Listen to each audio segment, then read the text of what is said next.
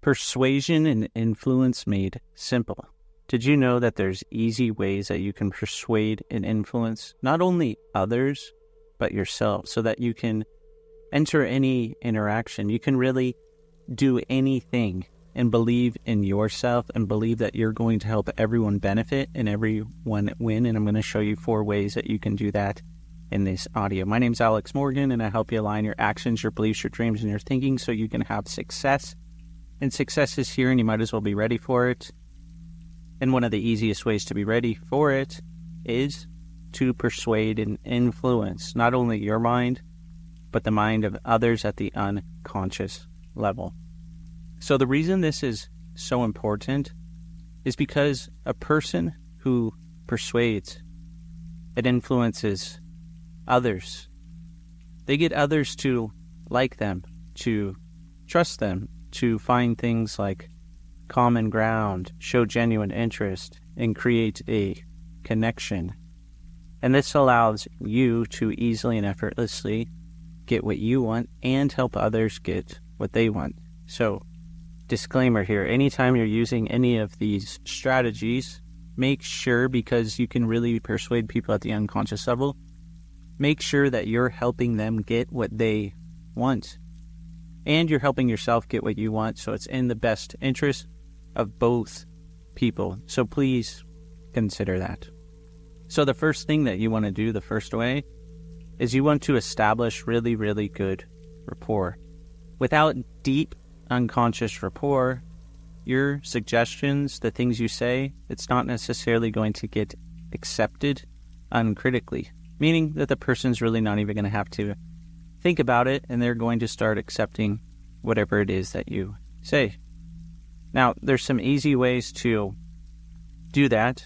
You can match and mirror different parts of the person's physiology, the words, the tone of voice, how fast they talk, and you can match different things in their language.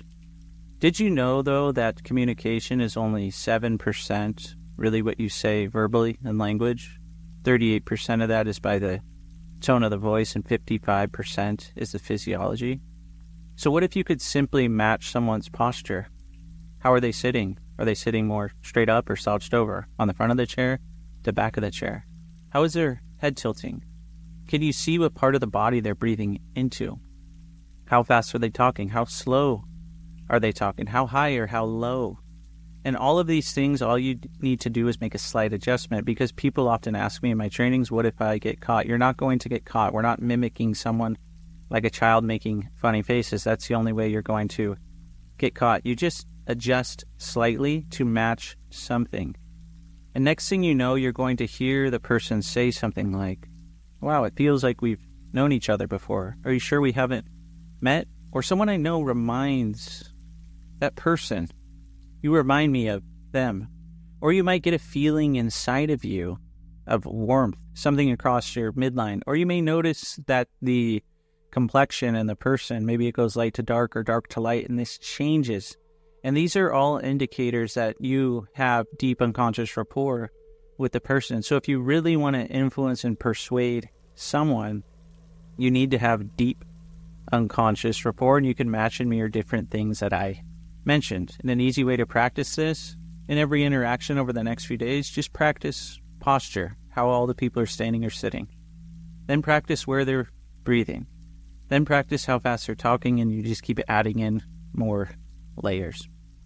Now, the next way is you need to be able to control how you feel internally. Because let's say you have really good rapport with someone, chances are you want to match and mirror their state when it's really positive, right? Not when it's negative, because you may take on that negative state. So if they do have a negative state and you want to match and mirror them, you need to do something called crossover mirroring them. So let's say that they're tapping their finger somewhere, you may just tap your foot somewhere. So you're going to do something with another part of your body, not the same body part as them.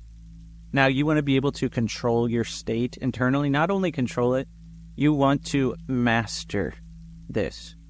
So you need to think, what state do these people have, or what state do I want to move these people into, to where I'm going to be able to be more persuasive and influence the whole room. Now, did you know that the person who has the most flexibility in behavior actually controls the interaction, the conversation, the system, the whatever you're in, the room that you're in? So an easy way to do that is with your state, with your emotions, how you feel internally. Have you ever met someone and you were totally nervous? They picked up on it, right? And have you ever met someone and you were totally confident and they could just notice that and they had so much fun talking to you? Well, you need to be able to go in these states at different times, and all you need to do is think about a time that you felt that in the past, or you can construct that emotion in your mind. How are you going to feel doing that?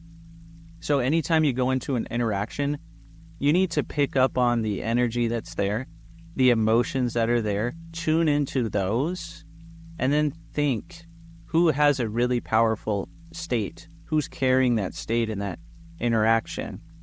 And push into that state, or push into a certain emotion that you can master where you want the conversation to go. Now, if you're just meeting someone, what are some good states to go into? Probably curiosity, probably a state of calm, of confidence, something like this. Something where you're maybe really decisive if you want to sell something. Or maybe if you want to build motivation, you need to be totally motivated. So you need to figure out what that state is. However, this is how you can really persuade and influence people really easily, is with your internal state. Remember what I said before, language is only 7%, so we haven't really even talked about anything where you have to say anything yet. However, we're getting to that in just a moment. So far, we have rapport and we have internal state. Now, the other thing is you need to set a really good intention when you go into the conversation. So think about, what is it that you want to achieve? And you also need to be flexible. So this is the third thing. You need to set a really good intention. You need to have a plan. You need to have a strategy. You need to think, what is the outcome?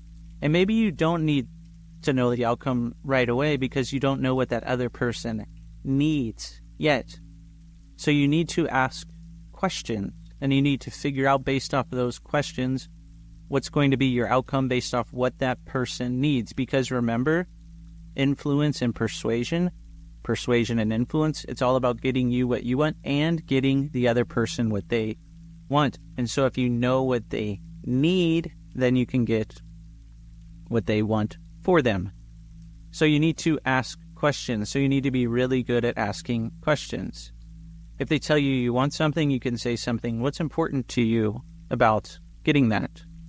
What is this going to get for you? What is this going to allow you to do? How do you plan to get that? So think about that. What's the purpose of you getting that? These questions are going to cause them to search inside of themselves for answers. You're going to get things like motivations, their unconscious preferences, and the purpose, the importance. These are telling you their values. You're going to find out why they really want to do what they want to do. Don't you think if you had that information, it'd be much easier to influence and persuade someone? So asking questions. So that's a little bit of language. However, the fourth thing that you can do is you can communicate similar to this person. So you need to notice what keywords they're using and what sensory-based words they are using, and you need to focus on how long they're talking.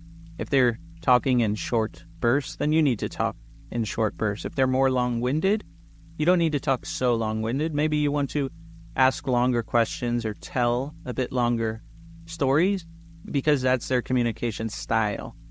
And with the keywords, you need to really listen to what they're saying. Maybe they're saying things like 100% or in it of itself, or different key phrases, and then you can repeat those key phrases back to them. And you can also pay attention to the sensory-based words they're using. So make sure to see, are they using more visual words like see? Are they using more auditory words like hear, listen, speak, sound? Or are they using more feeling-based words? And are they talking slower or faster? Usually people who talk faster, they are more visual. People who talk more medium or auditory, and people who talk slower or kinesthetic or more feeling words. So pay attention to this in the language. It's going to be easier to influence and persuade someone when you use that sort of language.